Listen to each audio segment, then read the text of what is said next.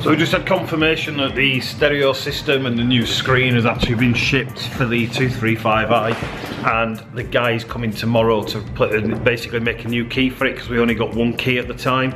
So tomorrow we're going to be basically bringing out 235i back to the actual unit.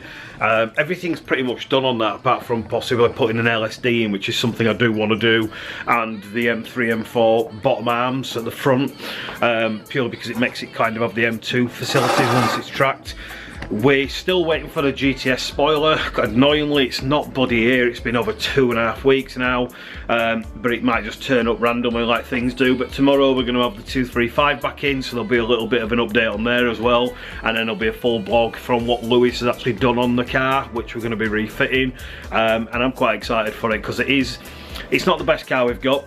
It clearly doesn't handle as good as some of the other ones, because it's seriously back-end happy, as they all are. But you know what, there's something about the 235i that I really love, and we're going to be doing track days, drift events, and there's going to be quite a lot involved with that car this year. And we're also thinking about doing a full livery on it. I'm not 100% sure yet. I mean, give us your feedback, let us know what you think. We don't have to just do some basic graphics to advertise it and keep the paint clean, or to do a full livery on it, but just let us know what you think anyway.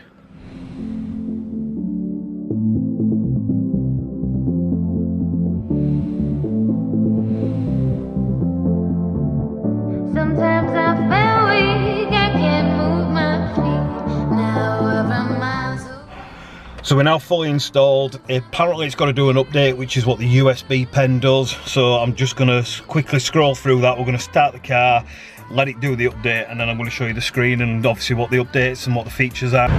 So we've got the car finished, the head unit's back in. You've just seen the kind of install video where we're actually just putting the stereo, the fascia, the screen back in, and all the dash.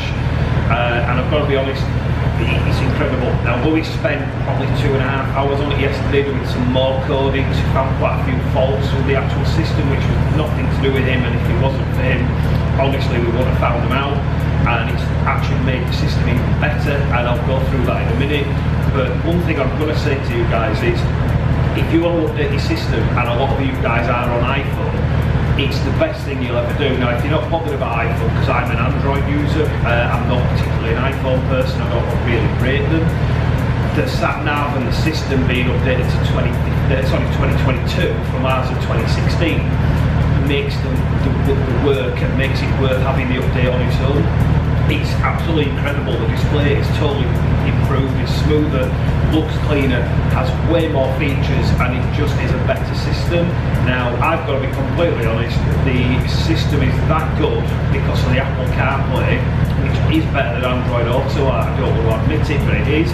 I've actually been out, bought myself an iPhone, and I did that last night because the system with Apple Play on is incredible, and I'm going to show you that in a minute, because the amount of screens that you can have, where you can have the nav, you can have the speed zones, you can have your Spotify, you can have literally multiple things on the screen, and it's the best multimedia system I've used in a long time since we've done that. Now that's going a big say, because I generally think Audi's RS5 system is pretty incredible. This knocks it out of the bar.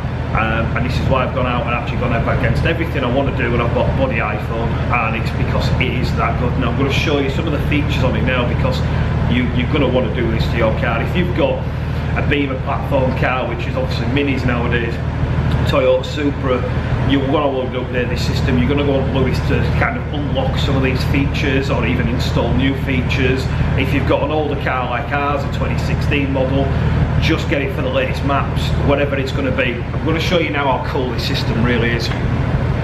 So what you're basically looking at here is the very latest BMW software. Now some of your cars you'll actually find this is already on, obviously. I think they've had it since about 2018, maybe 2019, but there is updates on there.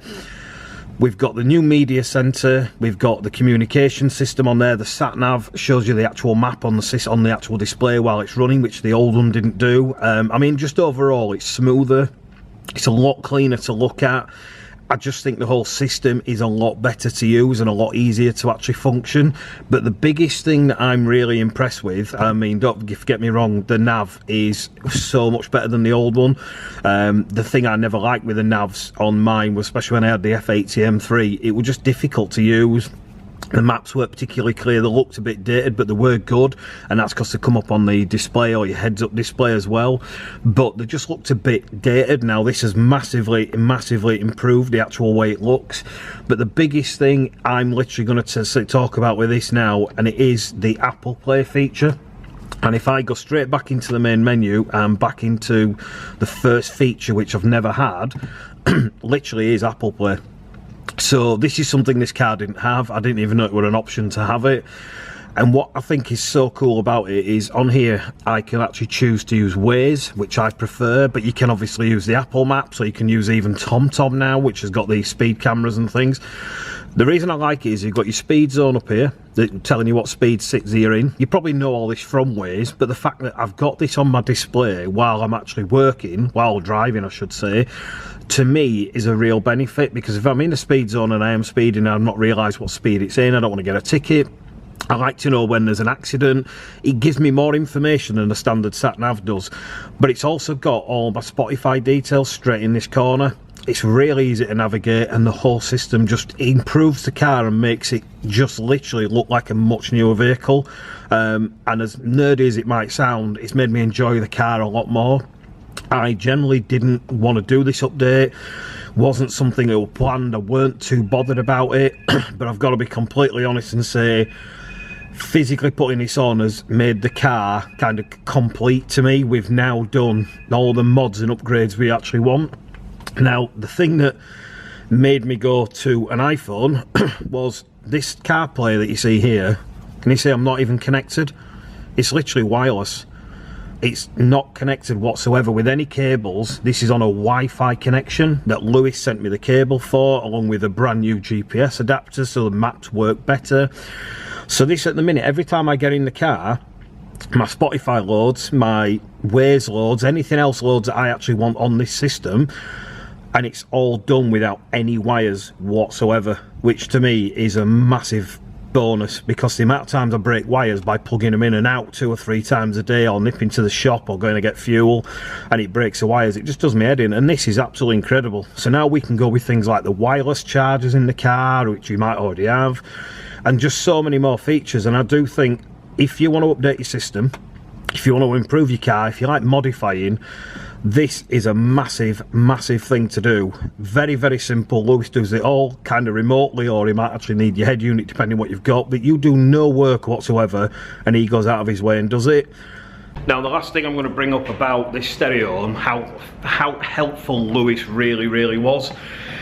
When we sent the stereo off to Lewis because it was so out of date, he actually updated it on his bench, and when it came back we had a fault and it didn't work, but it did work when it was with him. So this is nothing to do with him herself, it's just our system. This has been a bit of a cursed car, we know that. Now, we sent the unit back. He spent hours working on it, figured out what the problems were, sent the unit back, first class delivery. It cost him 28 quid. The guy really went out of his way to sort that out. Sent it back with a new Wi-Fi cable for the wireless CarPlay, sent it back with a GPS antenna, loads of little things, silly things. Sent us a USB stick, says BMW on it, just you know, just stuff he didn't need to do. We've then plugged it back in, and admittedly yesterday had loads of errors on the car, which was nothing again to do with him, and if it wasn't for Lewis, I can honestly say we'd have had those errors for a long time. This car, as you know, was in an accident. It's a damaged car, so it's had a front end knock at some time. I do think the airbags have been, the dash has been changed, and what we found is the stereo isn't from this car. It's been coded in a different way, so it's either been replaced at some point or someone's messed about with coding. Now, we kind of think it's the coding thing, but it did have an anti-theft system on the stereo, we're not sure why. The reason why we think it might be coding is because the climate control and other things were set completely wrong, and someone had messed with the coding on them, and we've had to do that with Carly and get those systems back up, because it kept coming on with aircon at -degrees. Just loads of errors to do with that. We had some combi errors and a few other things that we don't really understand, but Lewis does. He's gone into the car, he's reset the stereo, he's configured it to our car and our VIN number. He's basically set the system up so everything in this car relates to this car, and the other parts are back to factory settings, and that's things he didn't need to do. He had no reason to do all that because everything was actually working, but he did it off his own back. He spent another 2 hours yesterday doing it. and now we have got the very latest system in this car.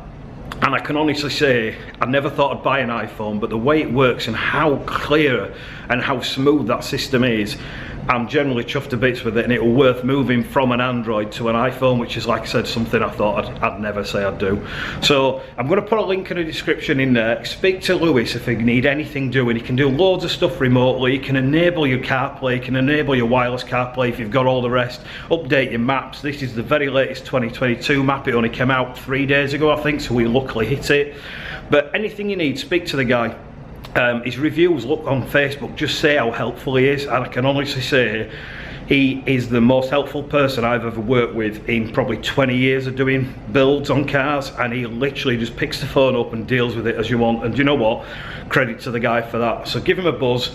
Details are in the link in the description on the bottom. Send him an email, go on Facebook, tag him, do whatever you need to do. Give the guy some business, but trust me, it'll be the best thing you do for an upgrade in your car. You'll love it.